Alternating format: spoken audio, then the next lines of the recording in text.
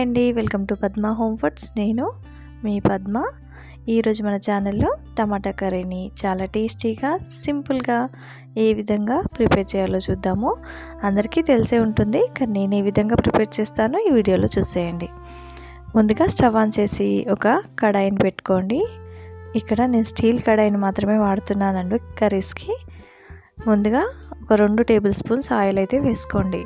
Aluminium కంటే steel కడాయిలో మనం కర్రీస్ ప్రిపేర్ చేసుకోవడం వల్ల, రైస్ వండుకోవడం వల్ల మన హెల్త్ చాలా బాగుంటుంది.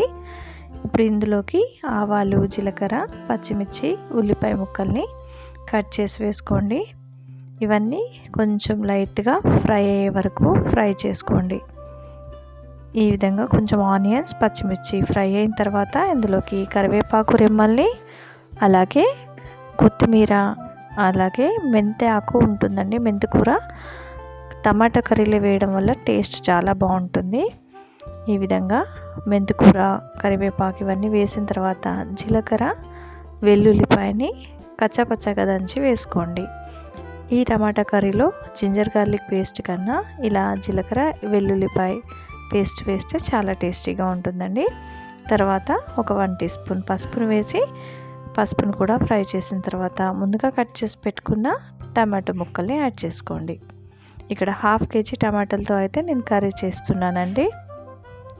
టమాటో ముక్కలన్నిటినీ కూడా వేసుకున్న తర్వాత స్టవ్ని లో టు మీడియం ఫ్లేమ్లోకి అడ్జస్ట్ చేసుకుని రైట్గా కలియబెట్టుకుంటూ ఒక 2 నిమిషాల పాటు ఫ్రై చేసుకోండి.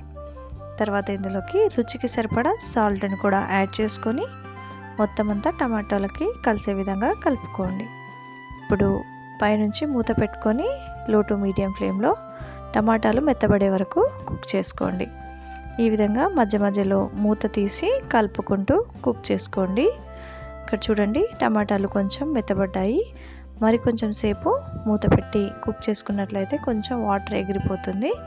ఈ విధంగా మరొక 2 నిమిషాలకి మూత తీసి ఈ విధంగా ఒకసారి కలియబెట్టుకొని ఇందులోకి రుచికి సరిపడా కారంని వేసుకోండి. అంటే టమాటాలు పులుపుని బట్టి కారాన్ని అడ్జస్ట్ చేసుకోండి. ఇక్కడ నేనైతే 1.5 స్పూన్ కారం వేసుకున్నాను.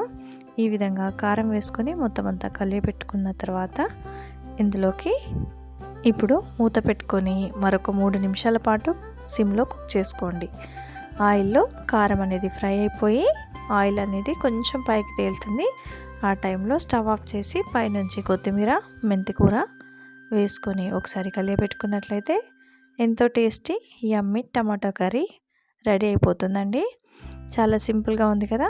సర్వింగ్ బౌల్లోకి సర్వ్ చేసుకొని రైస్తో కానీ చపాతీలో కానీ తింటే చాలా చాలా టేస్టీగా ఉంటుందండి. మరి ఈ రెసిపీ మీకు కనుక నచ్చినట్లయితే తప్పకుండా లైక్ చేయండి, షేర్ చేయండి, నా ఛానల్ని సబ్స్క్రైబ్ చేసుకొని సపోర్ట్ చేయండి.